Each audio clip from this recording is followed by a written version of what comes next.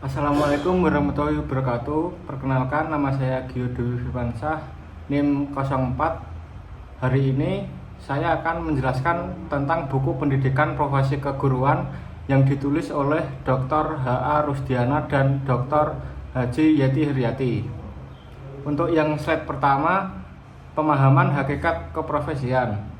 Hakikat keprofesian merujuk pada nilai-nilai standar dan karakteristik inti yang membedakan suatu pekerjaan sebagai profesi yang wajib dimiliki oleh para pelakunya atau profesional. Intinya adalah perwujudan tanggung jawab sosial dan kompetensi tinggi. Sebuah pekerjaan dianggap sebagai profesi jika memiliki karakteristik berikut. Yang pertama, ilmu dan keahlian khusus atau kompetensi. Membutuhkan pengetahuan, teori, dan keterampilan teknis yang mendalam yang diperoleh melalui pendidikan dan pelatihan formal yang ketat.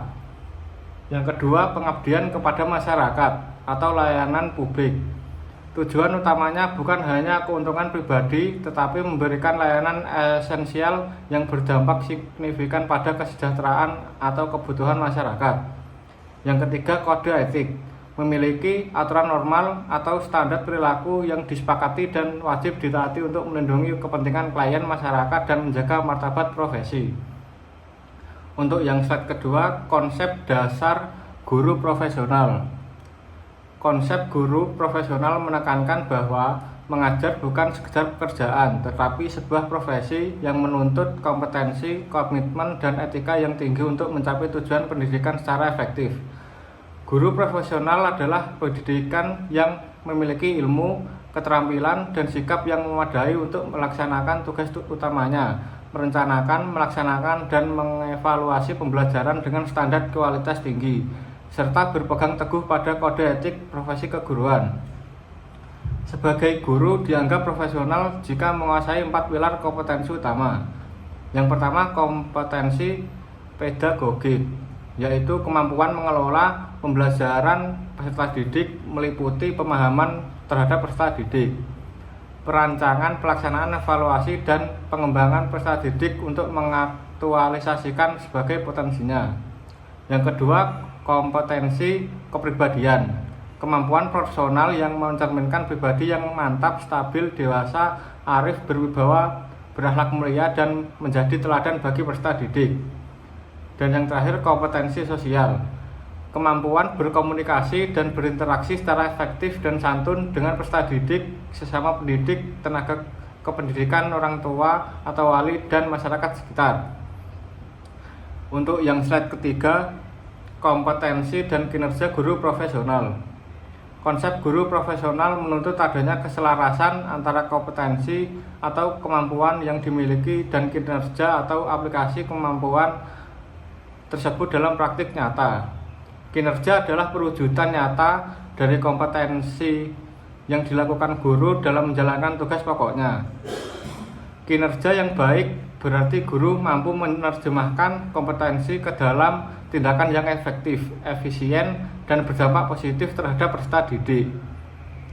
Kompetensi adalah potensi kemampuan guru, sementara kinerja adalah aktualisasi dan hasil dari kemampuan tersebut atau apa yang ia lakukan dan dicapai di kelas. Keduanya harus jalan untuk mencapai predikat guru profesional. Untuk slide yang keempat adalah pendekatan sistem dalam pengembangan belajar mengajar. Pendekatan sistem adalah cara pandang atau metodologi yang melihat proses belajar mengajar atau PBM sebagai suatu kesatuan komponen yang saling terkait dan bekerja sama untuk mencapai tujuan yang spesifik dan terukur. Tujuan utamanya adalah memastikan efektivitas dan efisiensi pendidikan.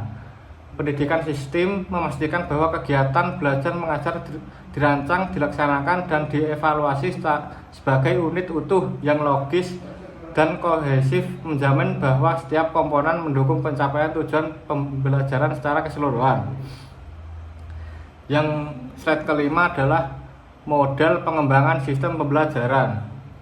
Model pengembangan sistem pembelajaran atau ISD adalah kerangka kerja yang sistematis dan terstruktur untuk merancang, mengembangkan, menerapkan, dan mengevaluasi materi serta program pengajaran.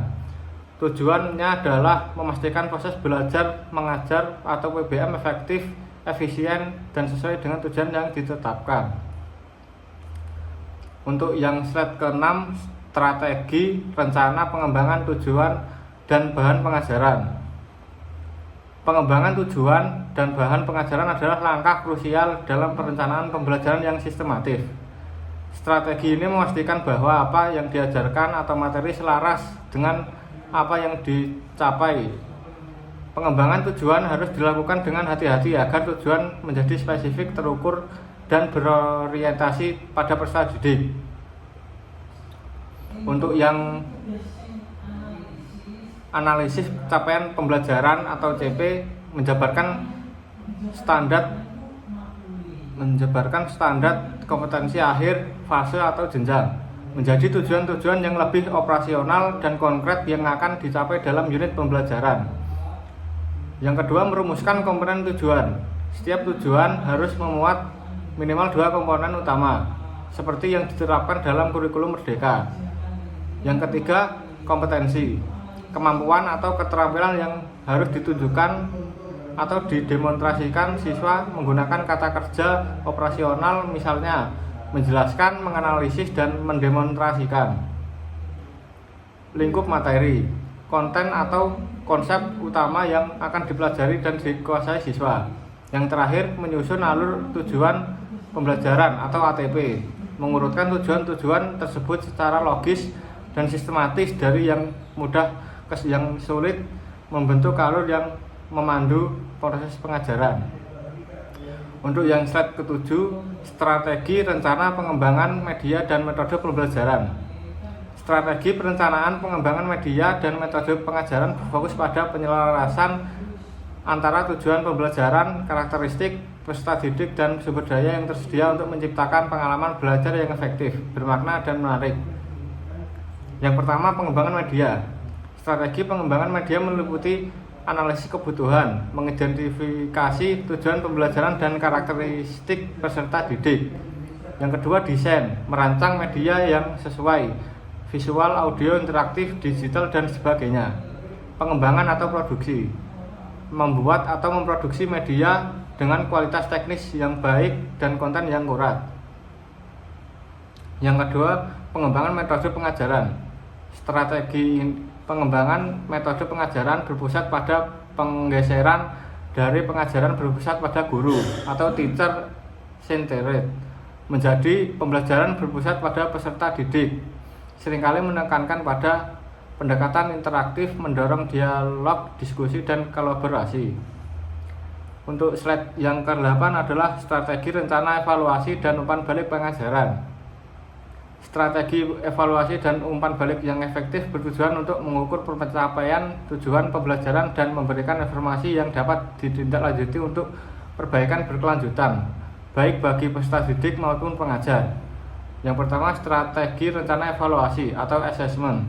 Evaluasi harus dirancang secara sistematis dan terbagi dalam 3 fungsi utama. Yang pertama, evaluasi diagnosis atau awal. Yang kedua, tujuan, mengidentifikasi pengetahuan, keterampilan, dan kesiapan awal peserta didik sebelum pembelajaran dimulai. Contohnya kuis singkat, survei minat atau gaya belajar, atau pernyataan lisan. Untuk slide 9 adalah konsep bimbingan konseling. Bimbingan dan konseling atau BK adalah proses pemberian bantuan yang sistematis dan berkesinambungan yang dilakukan oleh seorang ahli atau konselor kepada individu konseli atau peserta didik, baik secara perorangan maupun kelompok. Tujuan utama BK adalah memfasilitasi tercapainya kemandirian dan perkembangan optimal konseli dalam berbagai aspek kehidupan. Yang pertama, perkembangan pribadi sosial, mencapai kematangan emosi, memiliki kemampuan berinteraksi dan beradaptasi dengan lingkungan. Yang kedua, perkembangan akademik, mengembangkan sikap dan keterampilan belajar yang efektif untuk mencapai prestasi belajar yang maksimal. Yang ketiga, pengembangan karir, mempersiapkan diri dan membuat keputusan yang tepat terkait pendidikan lanjutan dan perencanaan karir di masa depan. Untuk slide yang terakhir adalah penerapan bimbingan konseling di sekolah. Penerapan bimbingan konseling di sekolah modern bersifat komprehensif dan terpadu.